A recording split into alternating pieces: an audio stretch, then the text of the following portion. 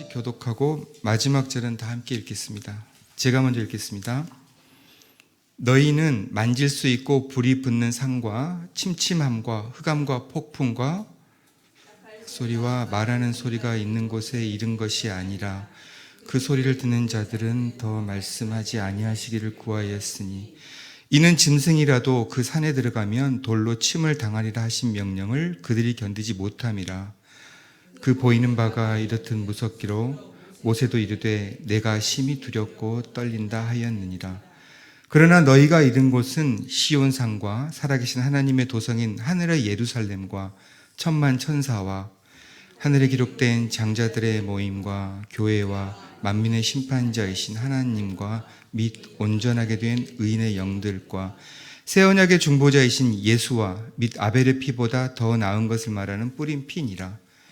너희는 삼가 말씀하신 일을 거역하지 말라. 땅에서 경고하신 일을 거역한 그들이 피하지 못하였거든 하물며 하늘로부터 경고하신 일을 배반하는 우리일까 보냐. 그때에는 그 소리가 땅을 진동하였거니와 이제는 약속하여 이르시되 내가 또 한 번 땅만 아니라 하늘도 진동하리라 하셨느니라. 이 또 한 번이라 하심은 진동하지 아니하는 것을 영존하게 하기 위하여 진동할 것들 곧 만드신 것들이 변동될 것을 나타내심이라. 그러므로 우리가 흔들리지 않는 나라를 받았은즉 은혜를 받자. 이로 말미암아 경건함과 두려움으로 하나님을 기쁘시게 섬길지니 우리의 하나님은 소멸하는 불이심이라. 아멘. 오늘 말씀을 가지고 흔들리지 않는 나라라는 제목으로 한번 나눠보려 합니다. 우리가 하는 많은 기도 중에 하나가 주님의 임재일 것입니다. 아마 여기 계신 분들도 오늘 예배 전에 주님 이 자리에 임재해 주세요 하고 기도하신 분들이 계실 겁니다. 저도 그렇게 했거든요. 주님 지금 이 자리에 와주세요. 저희를 좀 만나주시고 제 얘기 좀 들어주시고 말씀해 주세요. 아마 이처럼 크리스찬이라면 누구나 하나님을 마주하고 만나고 싶어 할 것 같습니다. 물론 이 세상을 떠나게 되면 누구나 하나님 앞에 서게 됩니다. 성경에 쓰여져 있으니까요. 그런데 그 전에 지금 우리가 사는 이 땅에 하나님을 직접 만난다면 어떨까요? 어떤 영적인 만남이 아니라 눈으로 보고 귀로 듣고 몸으로 느낄 수 있는 그런 실체적인 만남 말입니다. 요즘 말로 하면 아마 대박 사건? 아마 끊이지 않는 찬양과 예배, 하나님과의 친밀한 대화, 그리고 부족할 것 하나 없이 넘치는 잔치상. 아마 대부분의 성도는 이런 것들을 생각할 것 같습니다. 우리 하나님은 분명히 그러실 분이니까요. 그런데 그 의견에 절대 동의하지 못하는 사람들이 있습니다. 심지어 내가 그 자리에 있어 봤는데 말이야 하고 하면서 말을 시작을 합니다. 바로 구약의 이스라엘 민족입니다. 우리가 아는 것처럼 구약의 이스라엘 민족은 출애굽 사건 후에 하나님을 직접 만났습니다. 하나님의 임재를 목격했습니다. 오늘 히브리서 기자는 그 구약의 기록을 끄집어내면서 본문을 시작합니다. 오늘 본문 18절부터 19절까지 다시 한번 읽어보겠습니다. 함께 읽겠습니다. 너희는 만질 수 있고 불이 붙는 산과 침침함과 흑암과 폭풍과 나팔 소리와 말하는 소리가 있는 곳에 이른 것이 아니라 그 소리를 듣는 자들은 더 말씀하지 아니하시기를 구하였으니. 만질 수 있고 불이 붙어 있고 침침하고 흑암, 폭풍, 나팔 소리. 여기가 어디일까요? 출애굽기 19장 16절로 20절에 보면 이 같은 묘사가 된 장소가 있습니다. 제가 한번 읽겠습니다. 출애굽기 19장 16절부터. 셋째 날 아침에 우레와 번개와 빽빽한 구름이 산 위에 있고 나팔 소리가 매우 크게 들리니 진중에 있는 모든 백성이 다 떨더라. 모세가 하나님을 맞으려고 백성을 거느리고 진에서 나오매 그들이 산길속에 서 있는데 시내산에 연기가 자욱하니 여호와께서 불 가운데서 거기 강림하시니라. 그 연기가 옹기가마 연기같이 떠오르고 온 산이 크게 진동하며 나팔 소리가 점점 커질 때 모세가 말한즉 하나님이 음성으로 대답하시더라. 여호와께서 시내산 곧 그 산 꼭대기에 강림하시고 모세를 그리로 부르시니 모세가 올라가매. 적힌 것처럼 바로 이곳은 하나님께서 이스라엘 백성 앞에 친히 임재하신 시내산입니다. 여기 묘사된 모습 그대로라면 시내산은 지금 지진이 일어나고 있는 곳입니다. 공포와 혼돈의 장소처럼 보입니다. 얼마나 무섭고 떨렸으면 그 본문 19절 오늘 후반부에 보면 하나님 더 이상 말씀하지 마세요라고 말했다고 기록이 되어 있습니다. 이 기록 역시 출애굽기에 나와 있습니다. 출애굽기 20장 18절부터 19절 제가 다시 한번 읽어보겠습니다. 18절 뭇 백성이 우레와 번개와 나팔 소리와 산의 연기를 본지라 그들이 볼 때 떨며 멀리 서서 모세에게 이르되 당신이 우리에게 말씀하셔서 우리가 들으리이다. 하나님이 우리에게 말씀하시지 말게 하소서 우리가 죽을까 하나이다. 애굽으로부터 하나님이 친히 이스라엘 민족을 구원해내시고 나서 직접 말씀하시겠다고 하늘로부터 이 땅에 내려오셨습니다. 이스라엘 민족 앞에 나타나셨습니다. 그런데 오히려 이스라엘 민족이 이젠 직접 안 만나겠다고 합니다. 더 이상 말씀하지 마시고 모세한테 말씀하시면 우리는 모세를 통해서 듣겠다고 이스라엘 민족이 말을 하고 있습니다. 심지어 죽을까 봐 염려했다고도 적혀 있습니다. 20절 말씀, 오늘 말씀 함께 다시 한번 읽겠습니다. 이는 짐승이라도 그 산에 들어가면 돌로 침을 당하리라 하신 명령을 그들이 견지지 못함이라. 정말 죽을 수도 있다는 생각에 힘들었던 것 같습니다. 이 같은 기록이 출애굽기 19장 12절 13절 전반부에 그 배경이 나와 있습니다. 제가 또 한번 읽어보겠습니다. 너는 백성을 위하여 주위의 경계를 정하고 이르기를 너희는 삼가 산에 오르거나 그 경계를 침범하지 말지니 산을 침범하는 자는 반드시 죽임을 당할 것이라. 그런 자에게는 손을 대지 말고 돌로 쳐 죽이거나 화살로 쏘아 죽여야 하리니 짐승이나 사람을 막론하고 살아남지 못하리라. 경계를 넘으면 죽는다고 말씀하셨습니다. 그것도 그냥 죽는 게 아니라 돌로 쳐 죽이거나 화살로 쏘아 죽인다고 하셨습니다. 무서운 말씀입니다. 근데 이 말씀은 하나님이 친히 하신 말씀입니다. 정말 죽음의 공포를 느꼈을 것 같습니다. 자, 이러니 하나님의 임재, 하나님을 만난다는 사실은 이스라엘 백성들에게는 무섭고 떨리는 일이었을 것입니다. 자, 그럼 중간에서도 모세 입장은 어땠을까요? 한번 보겠습니다. 오늘 말씀 21절 말씀 함께 읽겠습니다. 그 보이는 바가 이렇듯 무섭기로 모세도 이르되 내가 심히 두렵고 떨린다 하였느니라. 여호와께서 친구로 칭하신 모세, 내 온 집에 충성하는 종으로 인정하는 모세마저도 무섭고 떨리기는 마찬가지였습니다. 하나님한테 우리가 가까이 나갈 때 온 땅이 떨리고 이런 지진이 나고 그런다면 무섭고 떨리지 않는 사람이 누가 있겠습니까? 실수해서 접근 금지 편말 넘어가면 돌로 맞아 죽을지도 모릅니다. 화살로 쏘아 죽일 수도 있고, 화살에 맞아 죽을 수도 있고요. 자, 이런 상황에서도 하나님 임재해 주세요라는 기도가 나올까요? 그런데 오늘 히브리서 본문을 보면 중요한 사실을 알려주겠습니다. 19절 중반을 보면 분명히 적혀 있습니다. 너희는 이곳에 이른 곳이 아니라. 다행입니다. 여기는 우리가 갈 곳이 아니라고 적혀 있습니다. 그럼 우리는 어디로 갈까요? 22절부터 24절까지 나와 있습니다. 저희가 다시 한번 읽어보겠습니다. 22절부터 함께 읽겠습니다. 그러나 너희가 이른 곳은 시온산과 살아계신 하나님의 도성인 하늘의 예루살렘과 천만 천사와 하늘에 기록된 장자들의 모임과 교회와 만민의 심판자이신 하나님과 및 온전하게 된 의인의 영들과 새 언약의 중보자이신 예수와 및 아벨의 피보다 더 나은 것을 말하는 뿌린 피니라. 22절 시작하는 것을 보면 너희가 이른 곳은 영어로는 have come to, 완료 시제로 되어 있습니다. 저는 헬라어를 모르지만 찾아봤더니 헬라어의 시제도 동일하게 완료 시제로 되어 있습니다. 말인즉 우리는 이미 이곳에 영구히 닿았다는 뜻입니다. 우리가 이미 가면 이른 장소가 어떤 곳인지 한번 알아보겠습니다. 22절부터 보겠습니다. 시온산이 나옵니다. 시온은 원래 여부수족이 살던 곳인데 다윗이 점령을 하고 다윗성을 쌓았고 그 뒤에 여호와의 법궤를 옮겨오고 그곳에 솔로몬이 성전을 지은 예루살렘에 있는 실제 있는 지명의 이름입니다.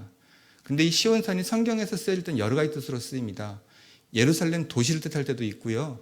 이스라엘 민족을 뜻할 때도 있고요. 인주 이스라엘 국가를 뜻할 때도 있고 영적으로는 세상 마지막 날 새하늘과 새 땅에 지어진 새 예루살렘, 즉 천국을 의미할 때도 있습니다.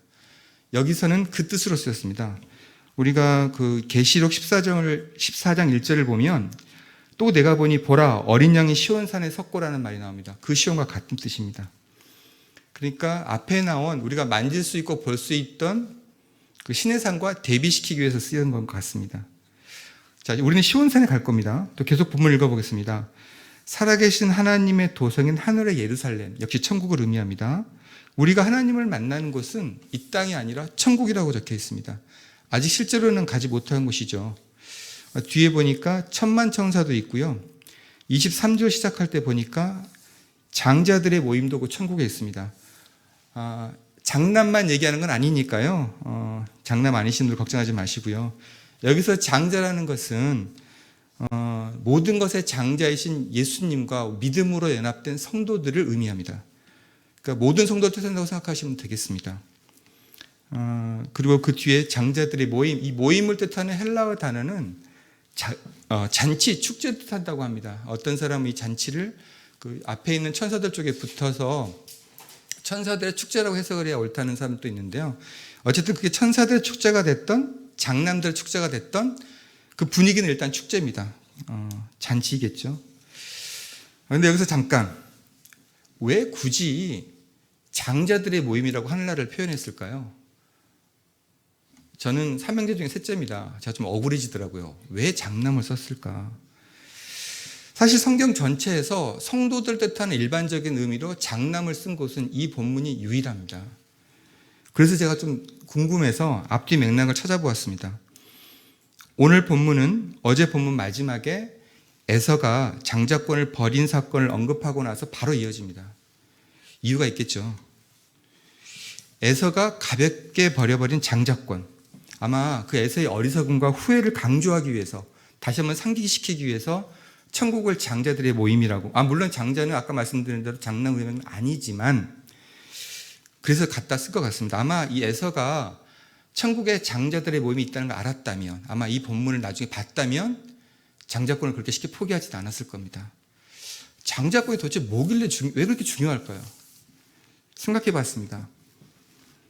지금 앞에서 나온 불이 있고 폭풍이 몰아치는 시내산, 그 보이는 시내산 때문에 이스라엘 민족의 마음이 움직인 것처럼 눈앞에 보이는 팥죽, 이 보이는 것 때문에 에서와 또 우리들의 마음이 움직입니다. 팥죽, 이거 세상에서 누구나 줄 수 있는 겁니다. 살 수 있습니다. 돈 벌어서 살 수도 있고요. 누구 시켜서 만들어 먹을 수도 있고요. 우리 라 목사님 맛집 좋아하시니까 따라다니면 그냥 공짜로 얻어먹을 수도 있습니다. 근데 장자권, 이 장자권 보고 만질 수는 없지만 이건 오로지 하나님만이 주실 수 있는 겁니다. 세상에서 얻을 수 없습니다. 막내인 제가 아무리 우겨도 저는 장자가 아닙니다. 아무리 공부 잘해서 노력하고 시험 봐도 장자권을 딸 수는 없습니다. 오로지 하나님만이 줄 수 있는 겁니다. 그건 바로 이것, 하나님만이 줄 수 있는 것이 세상 무엇보다 소중한 것입니다. 그것을 강조하기 위해서 장자권을 갖다 쓴 것 같습니다. 에서가 아마 장자로서의 그런 무거운 책임감을 가지고 살았다면 에서의 삶도 바뀌었을 겁니다. 눈에 보이진 않지만 하나님만이 줄 수 있는 것, 바로 이것이 세상 무엇보다 소중하고 우리를 결국은 구원의 길로 이끄는 것입니다. 장자권뿐만 아닙니다. 막내권, 며느리권, 사위권, 남편권, 아내권, 부부권, 아빠권, 엄마권, 하나님만이 줄 수 있는 권리입니다. 그 자리의 권리와 그에 따르는 책임, 그 가치를 알고 소중하고 정말 소중하게 여기는 사람들을 하나님이 기뻐하실 것 같습니다. 에서는 그걸 몰랐습니다. 에서뿐이 아닙니다. 저를 포함한 모든 사람들이 잘 모릅니다. 그걸. 그래서 당장 눈앞에 시내산 지진이나 눈앞에 팥죽 때문에 마음이 움직이게 됩니다. 하나님만이 줄 수 있는 것, 하나님만이 허락할 수 있는 진짜 소중한 것들에 우리의 마음이 움직였으면 좋겠습니다. 계속 본문 읽어보겠습니다. 본문 보니까 천국에는 또 교회도 있습니다. 물론 하나님도 계시고요. 의인들의 영도 있습니다. 24절 보니까 예수님도 거기 계십니다. 예수님의 피도 뿌려져 있습니다. 근데 보니까 아벨의 피를 또 언급을 합니다. 아벨의 피를 무엇을 의미할까요? 아벨의 피는 자신을 죽인 가인을 버려달라고 요구하는 공의의 심판을 요구하는 피입니다. 즉 죄에 대한 심판의 시작, 정죄의 시작을 알리는 피죠. 근데 예수님의 피는 모든 죄로부터의 완전한 속죄, 정죄의 끝을 선언하는 피입니다. 그러니까 예수님의 피를 통해서는 시온산, 즉 천국에 들어갈 수 있게 모든 죄로부터 우리를 용서해 주신, 구원해 주신 하나님을 바라볼 수 있게 됩니다. 그래서 여기서 더 나은 피라고 말을 하고 있는 겁니다. 그래서 예수님의 피가 있는 뿌려진 그곳은 천국, 공의의 하나님 앞에서도 더 이상 우리에게는 정죄가 없는 곳입니다. 이렇게 모사된 천국의 분위기를 좀 잘 느껴보기 위해서 제가 표준세 번역으로 다시 한번 좀 읽어보겠습니다. 들어보시기 바랍니다. 어떤 곳이 분위기만 느껴보세요. 21절부터 읽겠습니다. 여러분이 나아가서 이른 곳은 시온산, 곧 살아계신 하나님의 도시인 하늘의 예루살렘입니다. 여러분은 축하 행사에 모인 수많은 천사들과 하늘에 등록된 장자들의 집회와 만인의 심판이신 하나님과 완전하게 된 의인의 영들과 새 언약의 중재자이신 예수께 나와왔고 아벨의 피보다 더 훌륭하게 말하는 그가 뿌리신 피 앞에 이르렀습니다. 자, 이 분위기를 보면 오늘 앞부분에 모사된 시내산의 분위기와는 완전히 다릅니다. 옛 언약을 받은 곳, 첫째 언약을 받은 곳, 율법을 받은 곳, 시내산. 눈에 보이는 시내산은 무섭고 떨린 곳입니다. 하지만 새 언약이 있는 곳, 둘째 언약이 있는 곳, 복음을 받은 곳, 예수님과 그 피가 뿌려진 곳, 아직은 눈에 보이지 않는 시온산. 즉 새 예루살렘은 여기 본문에 나온 것처럼 하나님, 예수님, 천만 천사, 그리고 모든 의인들, 또한 우리 모두가 함께 모여서 축제와 잔치를 벌이는 곳입니다. 동일하게 하나님이 임재하신 장소입니다. 하나님을 만나는 곳입니다. 근데 왜 이렇게 다를까요? 하나는 땅이고 하나는 하늘이어서? 아니면 하나님의 마음을 바뀌셔서? 아닙니다. 예수님 때문입니다. 양쪽 보면 다 똑같은데 예수님이 있고 없고가 차이가 있습니다. 그래서 예수님이 함께 하시면, 예수님을 바라보고 가면 하나님의 임재, 하나님과 함께하는 것은 두려움이 아니고 기쁨이고 축제가 되는 것입니다. 제가 지난주 토요일날 로마서 강독을 했는데 강독 시간에 그 본문 중에 한마디로 이것을 정의하는 본문을 발견했습니다. 그래서 읽어보겠습니다. 로마서 5장 11절에 나온 말씀입니다. 이제 우리로 화목하게 하신 우리 주 예수 그리스도로 말미암아 하나님 안에서 또한 즐거워하느니라. 예수 그리스도로 말미암아 즐거워집니다. 예수님을 통해서만 하나님과 온전하게 화목할 수 있고 온전한 하나님을 만날 수 있습니다. 자, 그러면 우리는 어떻게 하면 될까요? 지난 본문 복습해 보겠습니다. 히브리서 12장 2절. 유명한 말씀이죠. 믿음의 주요 또 온전하게 하시는 인 예수를 바라보자. 이번 달 본문은 히브리서에서 계속 얘기하는 예수님, 새 언약, 그리고 그것을 긋는 믿음. 이것이 바로 우리가 보고 나아갈 길입니다. 그렇게 예수님만 바라보고 일생을 살아가는 저와 여러분이 됐으면 좋겠습니다. 자, 다음 이제 25절 읽어보겠습니다. 함께 읽겠습니다. 본문 25절. 너희는 삼가 말씀하신 일을 거역하지 말라. 땅에서 경고하신 일을 거역한 그들이 피하지 못하였거늘 하물며 하늘로부터 경고하신 일을 배반하는 우리일까 보냐. 온갖 박해와 핍박으로 배교의 위험에 처한 초대교회 당시 그리스도인들을 향한 엄중한 경고입니다. 아마 이는 이 시대에 사는 우리들에게도 같은 경고가 될 것입니다. 그 땅에서 경고하신 이는 그 모세를 통해서 선포된 율법을 의인화시킨 말이고요. 하늘에서 경고하신 이는 예수님을 통해서 말씀하신 하나님의 음성, 곧 복음을 뜻합니다. 땅에서 받은 경고, 즉 율법을 거역해도 그 벌을 피할 수 없었는데 하물며 하늘에서 내린 경고, 즉 복음을 거역하면 더더욱 피할 수 없을 것입니다. 그럼 복음을 거부한 자들에게는 어떤 일이 일어날까요? 뒤에 본문 26절, 27절부터 나와 있습니다. 다시 26절부터 27절 함께 읽겠습니다. 그때에는 그 소리가 땅을 진동하였거니와 이제는 약속하여 이르시되 내가 또 한 번 땅만 아니라 하늘도 진동하리라 하셨느니라. 이 또 한 번이라 하심은 진동하지 아니하는 것을 영존하게 하기 위하여 진동할 것들, 곧 만드신 것들이 변동하게 될 것을 나타내심이라. 시내산에 하나님께서 임재하실 때는 땅만 흔들렸습니다. 그때, 여기서 말하는 그때, 즉 복음을 거부한 자들을 심판하러 오실 때에는 땅뿐만 아니라 하늘도 진동하리라고 약속하셨습니다. 하늘과 땅을 다 함께 흔들어 놓으시겠다는 뜻입니다. 땅의 지진만 일어나도 온 세상의 공포, 혼란, 극에 달합니다. 근데 땅과 하늘을 함께 흔들어 놓으면 아마 상상하기조차 힘든 일들이 벌어질 것입니다. 왜 그렇게 하신다고요? 27절 보면 그 이유가 나와 있습니다. 진동하지 아니한 것, 즉 흔들리지 않는 것들을 영원히 남겨두기 위해서 진동할 것들, 즉 흔들리는 것들을 제거해 버리기 위함이라고 적혀 있습니다. 알곡과 가라지를 구별하기 위함입니다. 끝까지 믿음을 지키는 사람들과 그렇지 않는 사람들을 가리기 위해서입니다. 복음을 거역하면 심판만 남습니다. 그래서 우리가 끝까지 붙들어야 할 것은 예수님 그리고 복음뿐입니다. 자, 그러면 온 세상이 흔들릴 때 복음을 붙드는 자들은 어디 있는지 한번 알아보겠습니다. 28절 보겠습니다. 오늘 말씀 핵심입니다. 함께 읽겠습니다. 28절. 그러므로 우리가 흔들리지 않는 나라를 받았은즉 은혜를 받자. 이로 말미암아 경건함과 두려움으로 하나님을 기쁘시게 섬길지니. 우리는 흔들리지 않는 나라를 받았습니다. 바로 이것이 히브리서 11장 10절에서 말하는 하나님이 계획하신 성이요, 11장 16절에서 나온 하나님이 예비하신 성입니다.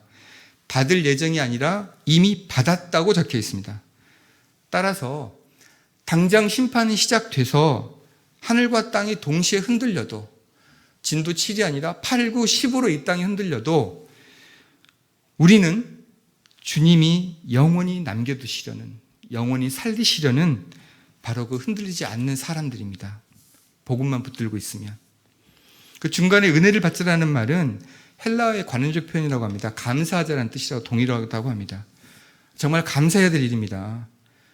예수님만 바라보면, 예수님만 믿고 따르면, 예수님 말씀대로 살면, 어떠한 상황에서도 복음을 배척하지 않으면 우리는 언제까지나 흔들리지 않는 나라에 서 있을 것입니다. 그리고 하나님의 임재를 두려움이 아니라 축제와 기쁨으로 맞이할 것입니다. 여기까지 본문 말씀을 다음과 같이 정리해 볼 수 있겠습니다. 제가 정리해 보겠습니다. 초대교회에 대한 핍박은 시내산의 흑암, 폭풍, 불길처럼 기독교인들에게 두려움으로 다가왔을 것입니다. 당장 눈에 보이는 온갖 박해는 에서가 잠깐의 배고픔을 달래기 위해 장자권을 버리고 팥죽을 택한 것처럼 많은 크리스찬들이 예수님과 복음을 버리게 만들었을 것입니다. 그래서 히브리서는 여기서 적고 있습니다. 우리가 갈 곳은 이 땅의 시내산, 보이는 시내산이 아니다. 예수님이 이끌어주신 저 하늘의 시온산이다. 에서처럼 나중에 눈물로 다시 구하여도 버린 것 얻지 못하니까 오직 예수님만, 오직 복음만 붙들어라. 그러면 흔들리지 않는 나라가 주어지고 영원히 살리라.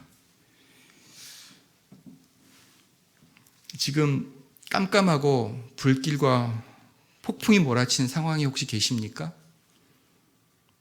지금 이 눈앞에 있는 팥죽만 먹으면 다 해결될 것 같습니까?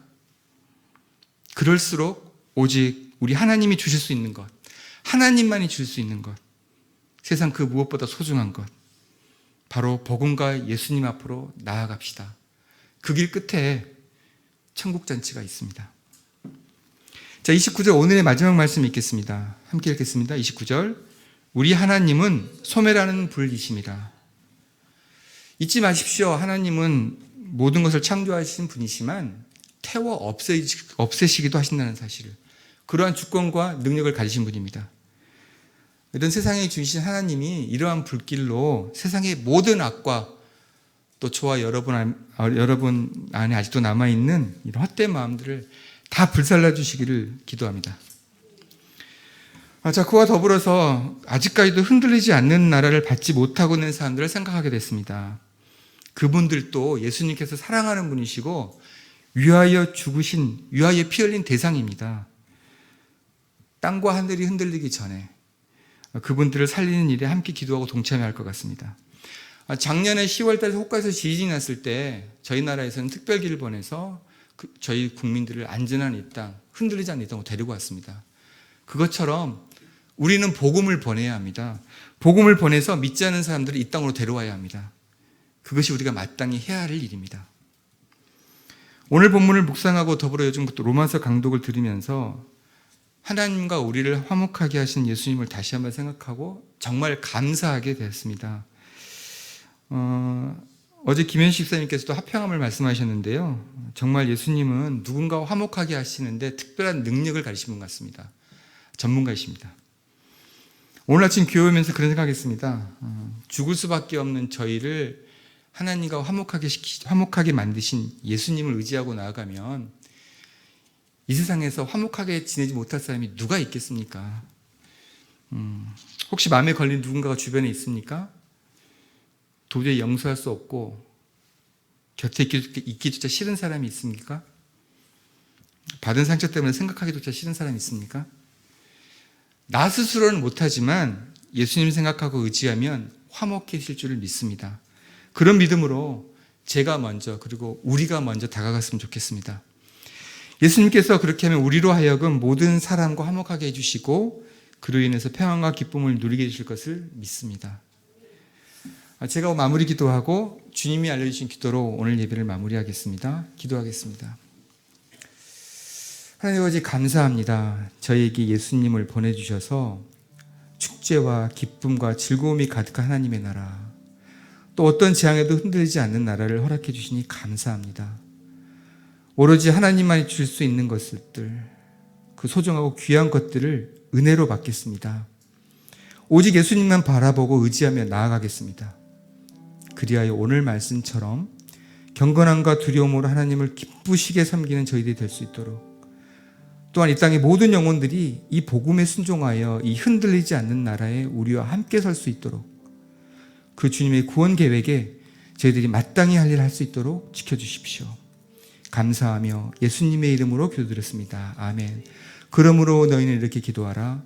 하늘에 계신 우리 아버지여, 이름이 거룩히 여김을 받으시오며 나라의 마옵시며 뜻이 하늘에서 이루어진 것 같이 땅에서도 이루어지이다.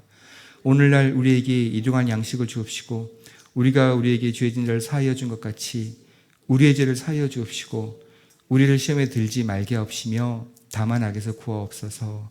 나라와 권세와 영광이 아버지께 영원히 싸움나이다. 아멘.